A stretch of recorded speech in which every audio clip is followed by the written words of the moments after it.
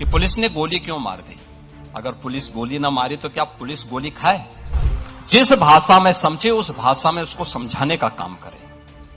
और उस भाषा में जब समझाया गया, अगर उस अपराधी को गोली चलाने की स्वतंत्रता है तो पुलिस के पास भी हमने इसलिए पिस्तौल दी है कि वह भी उसके सामने उसका मुकाबला करे।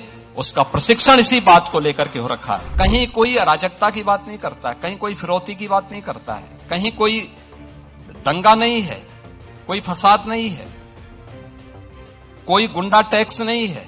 एक लंबे अंधकार के कालखंड से उभार करके जब हम लोग इस स्थिति में आए कि अब हम लोग आपके लिए सही मायने में एक लंबे समय के लिए रेड कारपेट को बनाए रख सकते हैं, तब हम लोगों ने आपको इस कॉन्क्लेव के लिए यहां पर आमंत्रित किया है। और इस पहले कॉन्क्लेव के अवसर पर जब उत्तर प्रदेश ने उसके लिए उस प्रकार की तैयारियां की हैं, पूरे होमवर्क करने के बाद हम लोग यहां पर आए हैं। मुझे याद है जब हम लोगों ने आज से 5 वर्ष पहले मैंने डॉक्टर जीएन सिंह जी से इस बारे में अनुरोध किया था कि वे उत्तर प्रदेश सरकार के फार्मा के एडवाइजर के रूप में अपनी सेवाएं दें, तो उनको शुरू में थोड़ा हिचकिचाहट थी। मैंने कहा आप आइए और जिस भी रूप में आप यहां पे हमारे साथ जुड़ना चाहेंगे हमें प्रसन्नता होगी। और उनको हमने जिम्मेदारी दी थी कि हां, आप इस प्रयास को थोड़ी भी गति देंगे तो उसका लाभ होगा। और इसके बाद हमारी ये कार्रवाई आगे बढ़ती हुई दिखाई दी, जिसमें हम लोगों ने ललितपुर में, क्योंकि ललितपुर हमें उस समय इसलिए चयन करना पड़ा था जैसे एनजीटी के प्रकोप से बचा करके हम लोग इंडस्ट्री को यूपी के अंदर लाने में आसानी से हमें एक आसान रास्ता हम उपलब्ध करवा सके। बहुत ही अच्छा प्राकृतिक वातावरण है, पर्याप्त जल संसाधन है। और ललितपुर के बारे में कहते हैं कि ललितपुर न छोड़ियो, यानी ललितपुर के बारे में कहा जाता है कि जो ललितपुर एक बार आता है तो उसके मन में हमेशा एक भाव रहता है कि ललितपुर को अब कभी नहीं छोड़ना है, क्योंकि वो बहुत अच्छा प्राकृतिक दृष्टि से भी और संसाधनों की दृष्टि से भी बहुत महत्वपूर्ण जनपद होने के नाते हम लोगों ने प्रदेश के पहले फार्मा पार्क के लिए वहां पे लैंड अधिग्रहित की और अब वहां पर उसे विकसित करके आवंटन की कार्रवाई को हम लोगों ने तेजी के साथ आगे बढ़ाना प्रारंभ किया। मेडिकल डिवाइस पार्क के लिए आपने देखा होगा कि जो देश का जो सबसे बड़ा इंटरनेशनल एयरपोर्ट, हम लोग इसी माह तक हम लोगों का प्रयास है कि हम इसे आदरणीय प्रधानमंत्री जी के कर कमलों से राष्ट्र को समर्पित करें।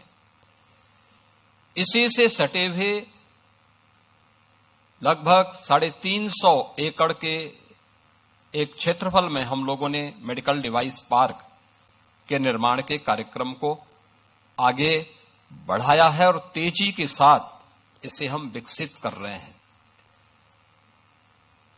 आगे की उन संभावनाओं को लेकर के मुझे याद है जब कुछ वर्ष पहले आईआईटी मेरे पास आई थी, उन्होंने कहा कि हम मेडिकल के फील्ड में कुछ करना चाहते हैं। तो मैंने कहा आईआईटी को मेडटेक का एक सेंटर ऑफ एक्सीलेंस विकसित करना चाहिए।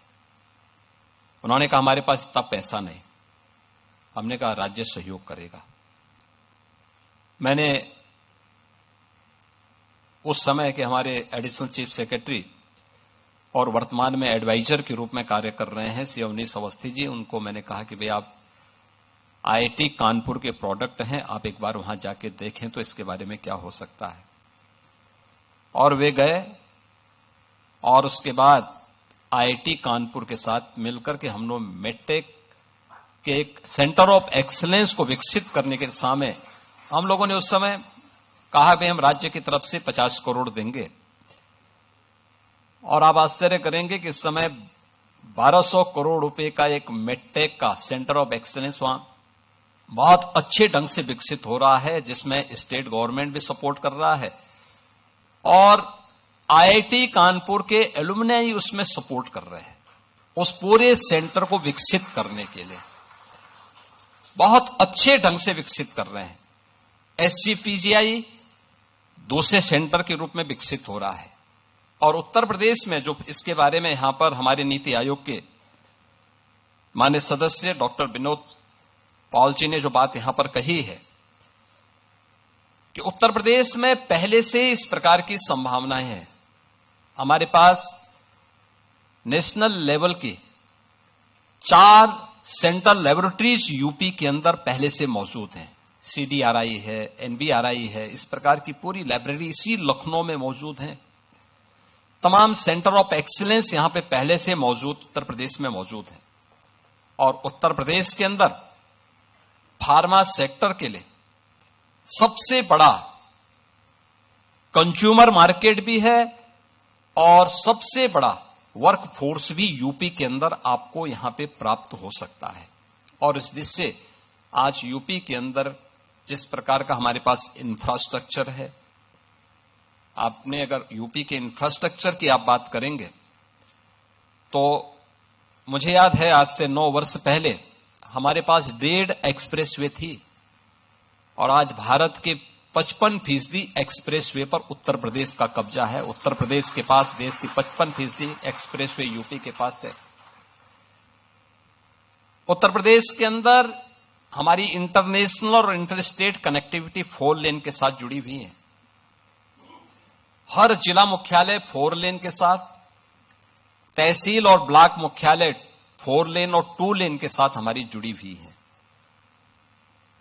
25 करोड़ की आबादी उत्तर प्रदेश के अंदर है।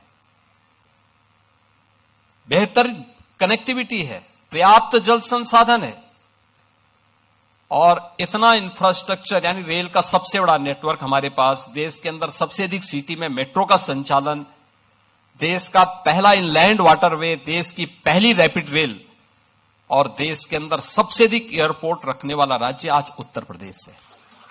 मुझे याद है आज से 9 वर्ष पहले एक सपना होता था।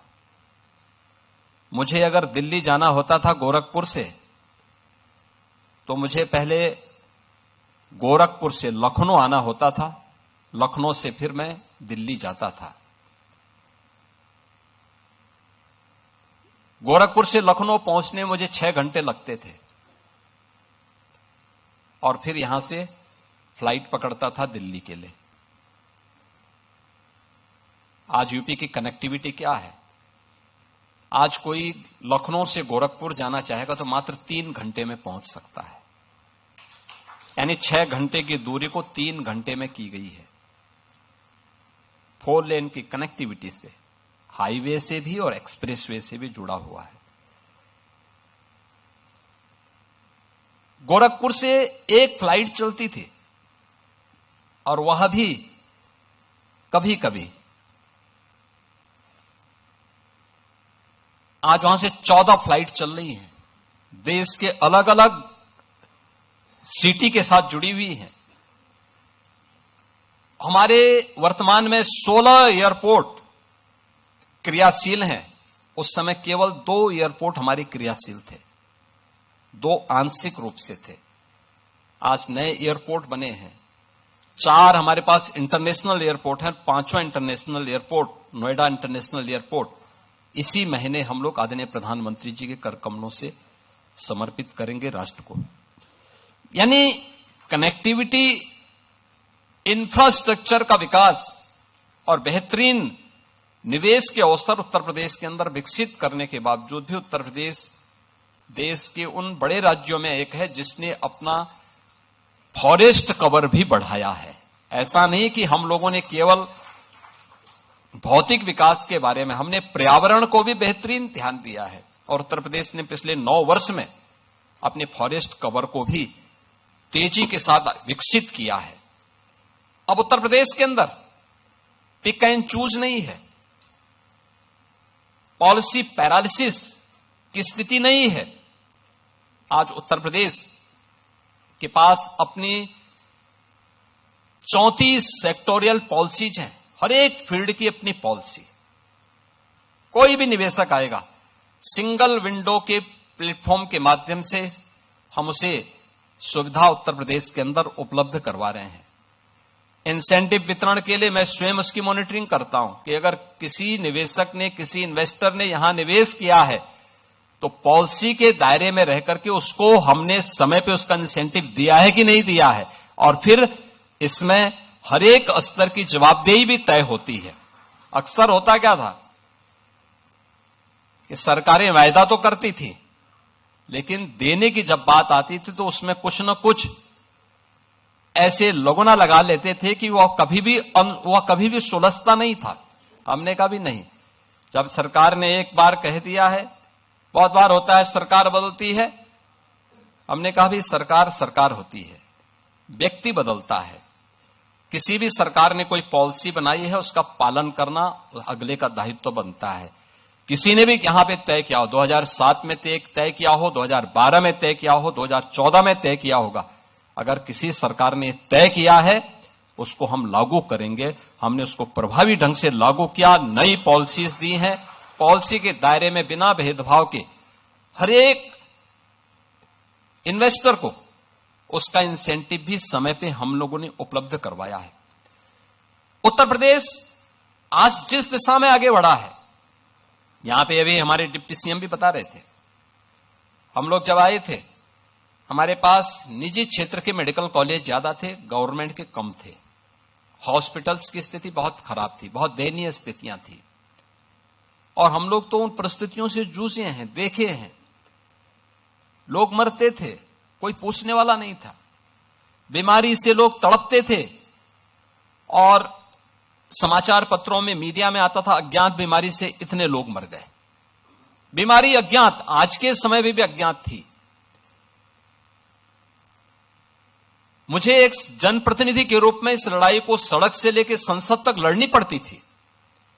लंबी लड़ाई को हम लोग लड़े, और आज मैं कह सकता हूं कि पूर्वी उत्तर प्रदेश में और उत्तर प्रदेश के 38 जनपदों में इंसेफ्लाइटिस जैसी बीमारी को हम लोगों ने आज पूरी तरह समाप्त कर दिया है, पूरी तरह समाप्त किया है।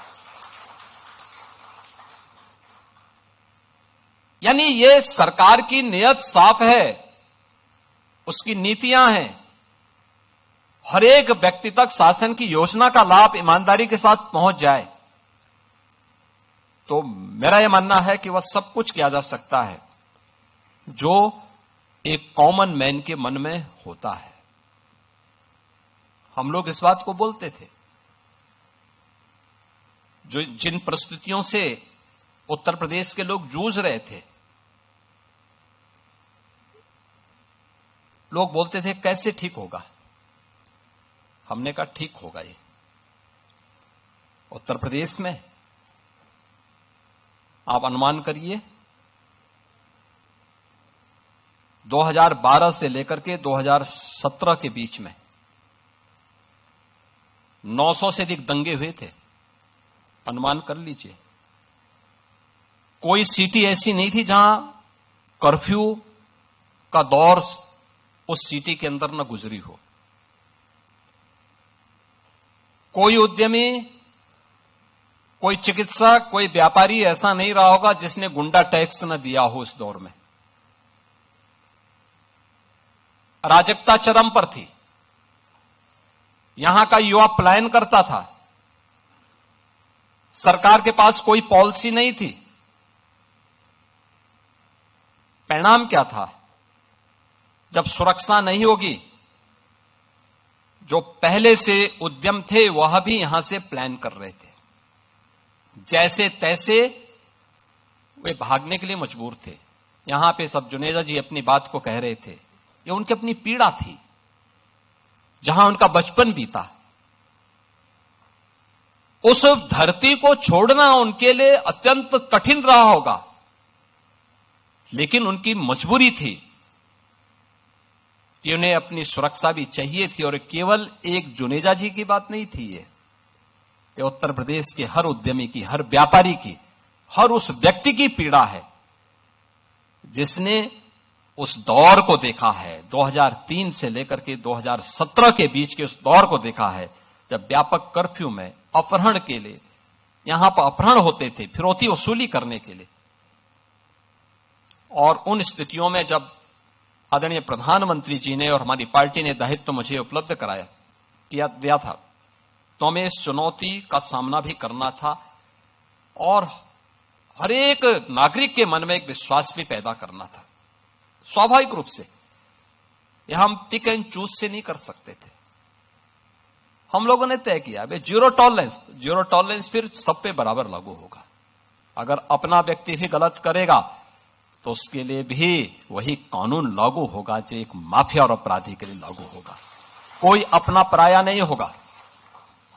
और हम लोगों ने इस मामले में जब कार्रवाई प्रारंभ की, प्रयास तो किया कि कानून के दायरे में रह करके करें, लेकिन बहुत बार होता है, आप भी इस बात को समझते होंगे, भाई अगर सामने वाला व्यक्ति कानून से भयभीत नहीं है तो फिर उसको कानून के दायरे में ला करके कानून की भाषा समझाना तो फिर तात्कालिक परिस्थिति हो जाती है। बहुत बार लोग टिप्पणी करते हैं कि पुलिस ने गोली क्यों मार दी। अगर पुलिस गोली ना मारी तो क्या पुलिस गोली खाए? ये दोनों काम एक साथ नहीं चल सकते। अगर उस अपराधी को गोली चलाने की स्वतंत्रता है तो पुलिस के पास भी हमने इसीलिए पिस्तौल दी है कि वह भी उसके सामने उसका मुकाबला करे। उसका प्रशिक्षण इसी बात को लेकर के हो रखा है और उसको जिस भाषा में समझे उस भाषा में उसको समझाने का काम करे। और उस भाषा में जब समझाया गया, आपने देखा होगा पिछले 9 वर्ष में बड़े बड़े पर्व और त्योहार हो रहे हैं, सारे सकुशल संपन्न हो रहे हैं, कहीं कोई शांति भंग की बात नहीं करता है, कहीं कोई अराजकता की बात नहीं करता है, कहीं कोई फिरौती की बात नहीं करता है, कहीं कोई दंगा नहीं है, कोई फसाद नहीं है, कोई गुंडा टैक्स नहीं है। आज कहीं भी इस प्रकार की स्थिति नहीं है और उत्तर प्रदेश निवेश के एक बेहतरीन गंतव्य के रूप में अपने आप को स्थापित किया है।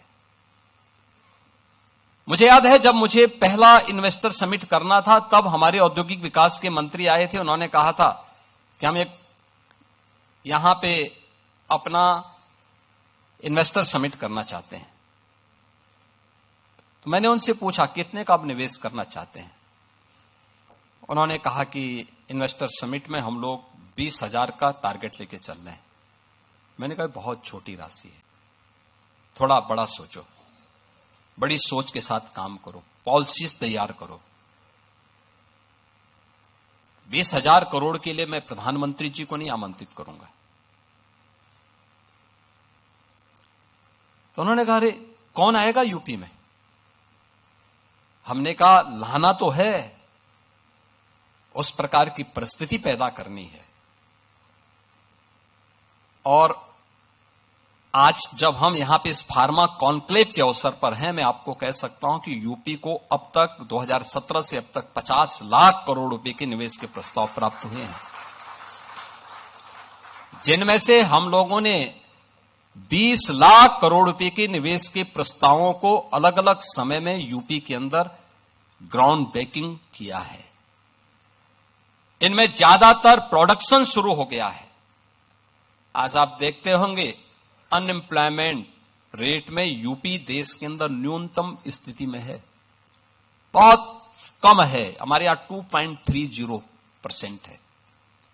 इतने बड़े राज्य में 25 करोड़ की आबादी में, उस 25 करोड़ की आबादी में वो कोई उस देश की नहीं जहां की आबादी बूढ़ी हो रही हो, ये उस देश की है जहां पे 56 से 60% आबादी अपने आप में स्किल वर्क फोर्स हो,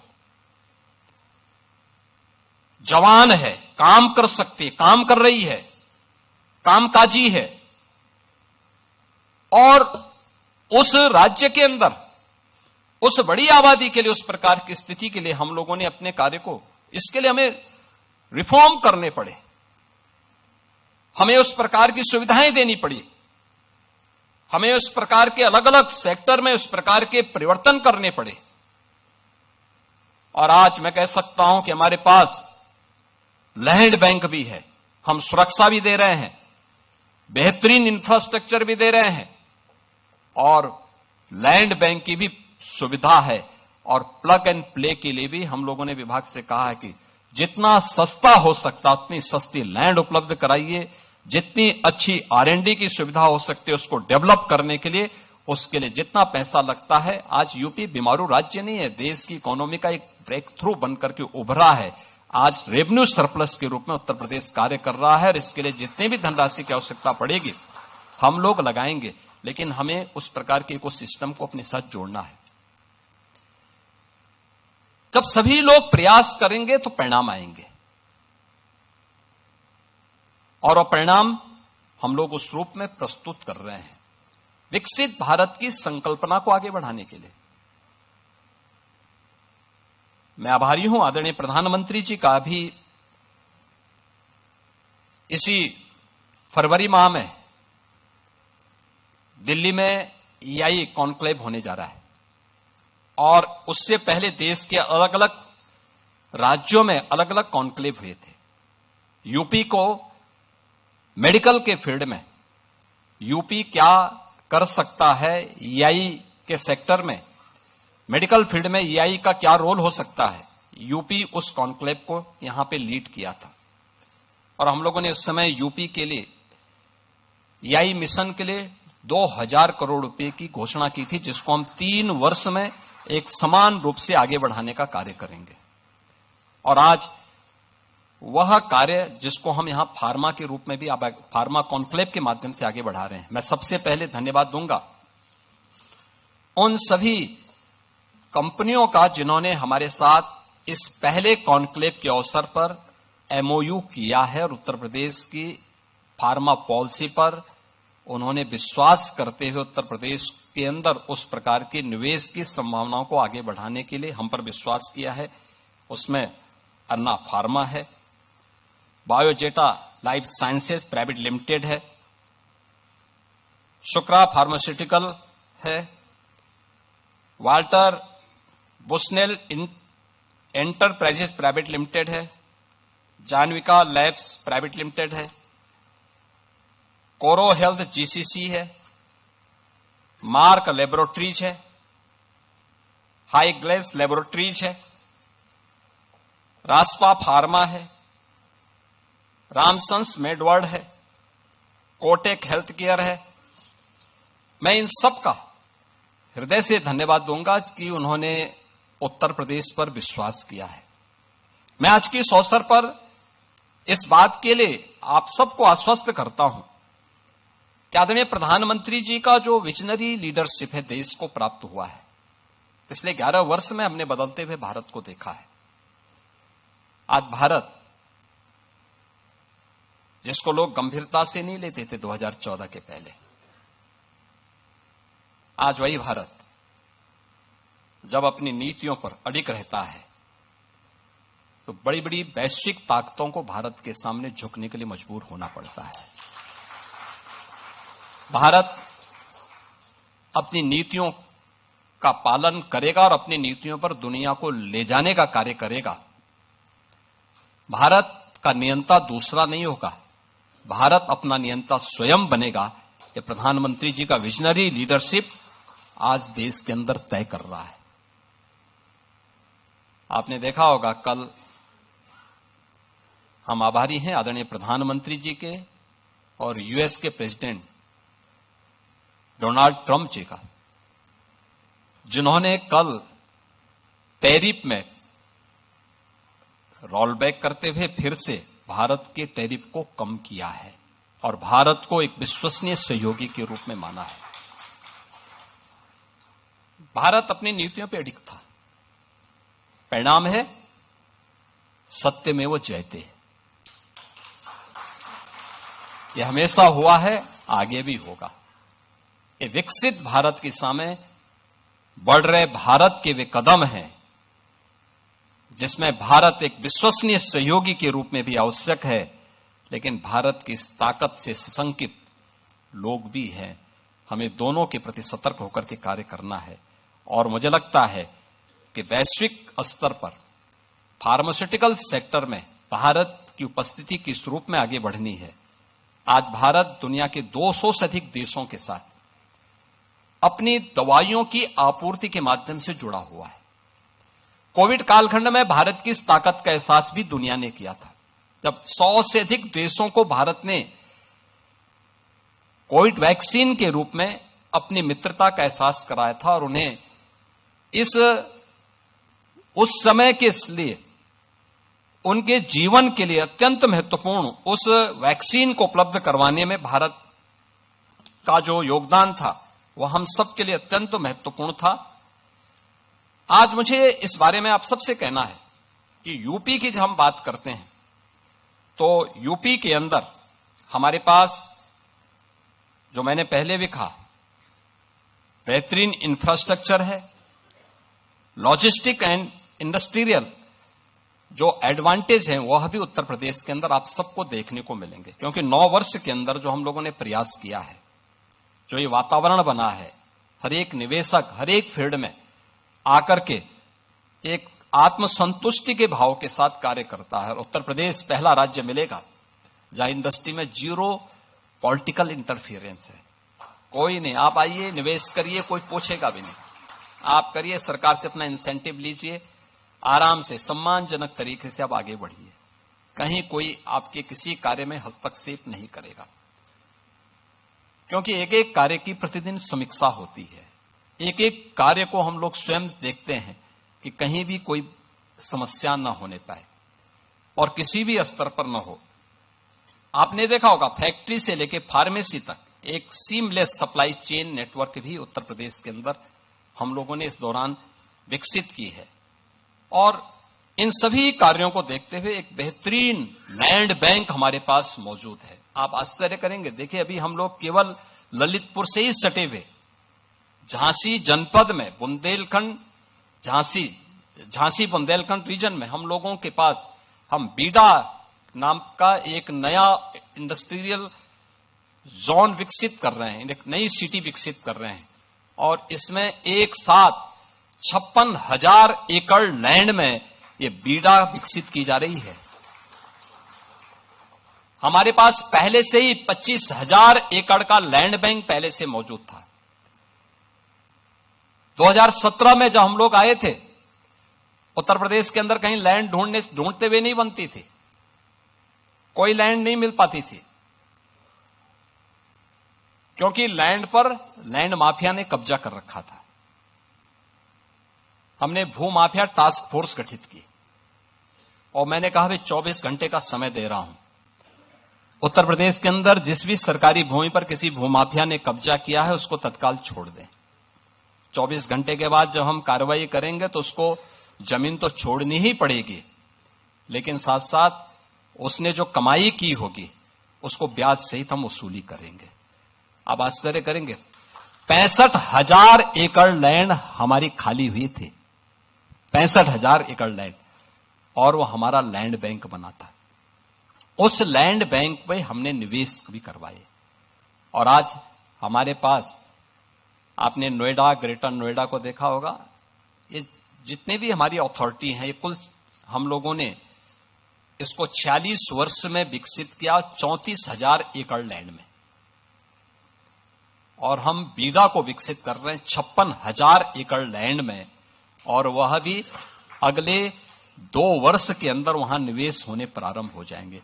लैंड आवंटन हमने शुरू कर दिया, कनेक्टिविटी हमने प्रारंभ कर दी, वहां एयरपोर्ट की भी सुविधा हम देने जा रहे हैं, सारी सुविधाएं उपलब्ध करवाएंगे, सब कुछ उपलब्ध कराएंगे। और इतना अच्छा जल संसाधन आपको कहीं नहीं मिलेगा, इतनी अच्छी कनेक्टिविटी, इतना अच्छा लॉजिस्टिक की स्थिति, अन्य सभी प्रकार की सुविधाएं ये मिलना अत्यंत कठिन होगा।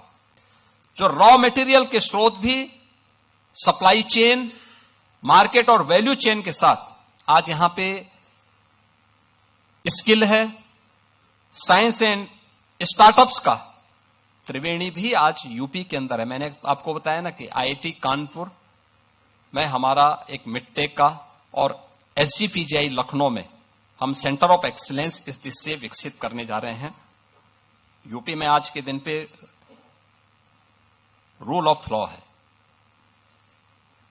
यहां के कानून के साथ किसी को खिलवाड़ करने की छूट नहीं है, और अगर कानून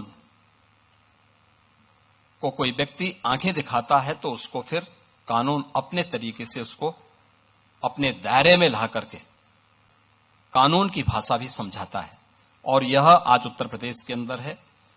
उत्तर प्रदेश के अंदर हमारे पास डीरेगुलेशन रैंकिंग में उत्तर प्रदेश देश के अंदर नंबर 1 पर है। ईज ऑफ डूइंग बिजनेस में देश का टॉप अचीवर स्टेट के रूप में उत्तर प्रदेश है। और उत्तर प्रदेश ने डीक्रिमिनलाइजेशन के द्वारा हमने जो 13 ऐसे हमारे राज्य के एक्ट थे, उन सभी को हम लोगों ने सभी प्रकार के आपराधिक प्रावधानों को उससे समाप्त करके इंडस्ट्री को एक सुविधा उपलब्ध कराई है कि वे यहां पे बेखौफ होकर के अपना काम करें। एमएसएमई सेक्टर में जो भी यहां निवेशक आता है 1000 दिन तक उसको किसी भी प्रकार की एनओसी से पूरी तरह हम लोगों ने मुक्ति दे रखी है। आप जाइए अपना निवेश करिए, 1000 दिनों तक होता रहेगा। बहुत सारे सेक्टर में हम लोगों ने इसको और भी सरल किया है और भी हम इसको सरल करने जा रहे हैं। 2017 के पहले उत्तर प्रदेश के अंदर कुल 14,000 हमारे पास यहां पे कारखाने काम कर रहे थे। आज इनकी संख्या 30,000 से अधिक हमारे पास इन 9 वर्षों में उत्तर प्रदेश के अंदर बढ़ी है। और ये चीजें दिखती हैं कि डबल इंजन की सरकार डबल स्पीड से कैसे चलती है, ये उत्तर प्रदेश के अंदर इंडस्ट्री के इस मॉडल के माध्यम से आप देख सकते हैं। हम लोगों ने इस दौरान बड़े पैमाने पे यहां पे जो निवेश हुआ है उसका ग्राउंड ब्रेकिंग किया है और लगातार अपने निवेशकों के साथ हमारा बेहतरीन संवाद है। एमएसएमई में 1 डिस्ट्रिक्ट 1 प्रोडक्ट आदरणीय प्रधानमंत्री जी की प्रेरणा से उत्तर प्रदेश ने लोकल को ग्लोबल कैसे बनाया जाता है, 1 डिस्ट्रिक्ट 1 प्रोडक्ट की उत्तर प्रदेश की स्कीम उस यात्रा का एक प्रतीक है। मोबाइल मैन्युफैक्चरिंग में 55% और इलेक्ट्रॉनिक कंपोनेंट में 60% देश का प्रोडक्शन अकेले यूपी के अंदर उसकी मैन्युफैक्चरिंग होती है। मैं आज के इस अवसर पर आप सबसे कहना चाहूंगा, फार्मास्यूटिकल और मेडिकल डिवाइस नीति के अंतर्गत हम लोगों ने यहां पे जो हम लोग सब्सिडी दे रहे हैं स्टैंप ड्यूटी में, R&D और यहां पे एक्सपोर्ट के लिए भी उत्तर प्रदेश सरकार ने इसमें बेहतरीन इंसेंटिव की व्यवस्था दी है। FDI एंड फॉर्चून 500 की हमारी जो पॉलिसी है, इसने भी FDI को आमंत्रित करने के लिए एक बेहतरीन अवसर उत्तर प्रदेश के अंदर यहां पे उपलब्ध कराया है। आज यहां पे हमारे पास तमाम अन्य सुविधाएं हम यहां पे विकसित करने जा रहे हैं और जिन बातों को लेकर के हम लोगों ने इस कार्य को आगे बढ़ाया है। आपने देखा होगा यूपी के अंदर दोनों freight corridor, eastern and western freight corridor, दोनों यूपी से होकर के जाते हैं और दोनों का जंक्शन भी यूपी के अंदर ही दादरी में, गौतम बुद्ध नगर जनपद में है, जहां पे हम लॉजिस्टिक का एक वर्ल्ड क्लास सेंटर विकसित करने जा रहे हैं, जहां कार्य हमारा तेजी के साथ आगे बढ़ने जा रहा है। हम यूपी के अंदर तेजी के साथ अब तक हमारे पास 100 से अधिक फार्मा कंपनियां हमारे साथ यहां पे मेडिकल डिवाइस पार्क में जुड़ चुकी हैं और हमने वहां पे एक US FDA टेस्टिंग लैब स्थापित करने की दिशा में भी हम लोगों ने कार्य प्रारंभ किया है, जिसको हम तेजी के साथ आगे बढ़ाएंगे। आज मैं इस बात को कह सकता हूं कि जो यहां पर हमारे इस फील्ड के कैप्टन अपने प्रारंभिक उद्बोधन में कह रहे थे कि ललितपुर का ये फार्मा पार्क वास्तव में केवल एक फार्मा पार्क नहीं होगा, ये हब एंड स्पॉक मॉडल पर ही हम इसको डेवलप करने जा रहे हैं। हब के रूप में ललितपुर को हम करेंगे, वहां पे R&D की एक बेहतरीन फैसिलिटी हम लोग उपलब्ध करवाएंगे।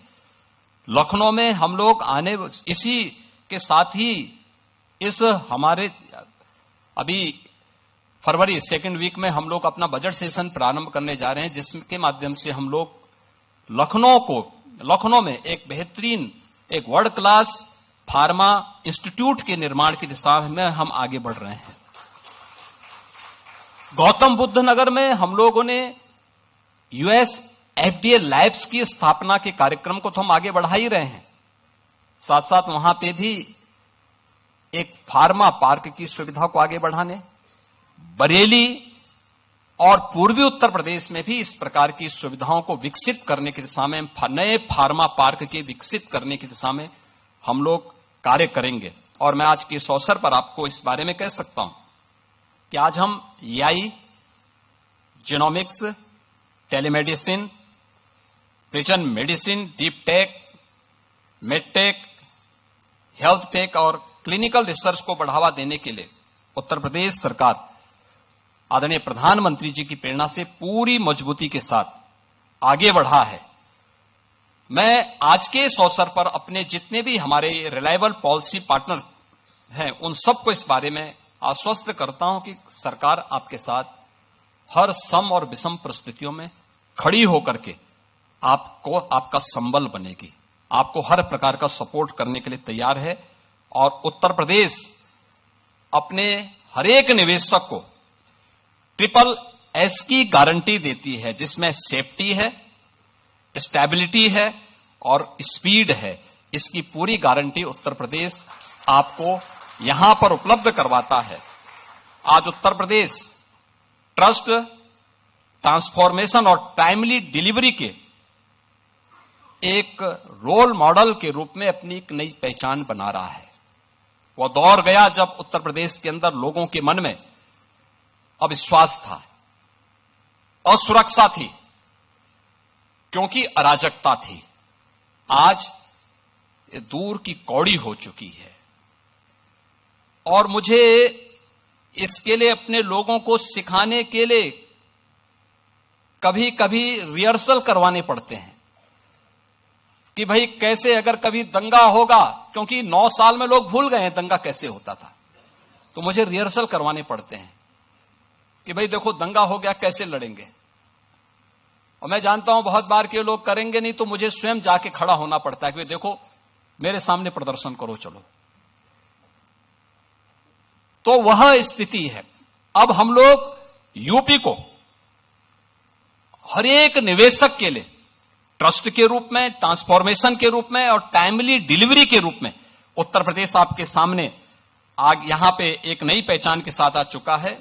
और हमारा संकल्प है कि आदरणीय प्रधानमंत्री जी के विकसित भारत की संकल्पना को आगे बढ़ाने के लिए उत्तर प्रदेश फार्मा सेक्टर का एक अग्रणी मैन्युफैक्चरिंग और इनोवेशन हब के रूप में उभरे।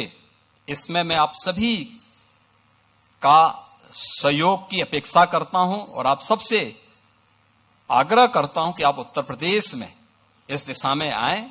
उत्तर प्रदेश के अंदर जो भी आपके सुझाव होंगे, आज पूरे दिन भर के इस कार्यक्रम के दौरान जो भी आपके महत्वपूर्ण सुझाव उत्तर प्रदेश के इस फार्मा मैन्युफैक्चरिंग हब के रूप में उत्तर प्रदेश को विकसित करने के लिए जो भी आपके महत्वपूर्ण सुझाव होंगे, उत्तर प्रदेश सरकार उसको अंगीकार करेगी, उसको लागू करेगी। आप आइए उत्तर प्रदेश में, उत्तर प्रदेश को फार्मा मैन्युफैक्चरिंग के एक हब के रूप में विकसित करने के और विकसित भारत की संकल्पना में विकसित उत्तर प्रदेश को आगे बढ़ाने में आप भी हमारा सहयोग करें, हमारे साथ सहयोगी बने। इस विकास यात्रा में हम साथ साथ चलें, साथ साथ बढ़ें।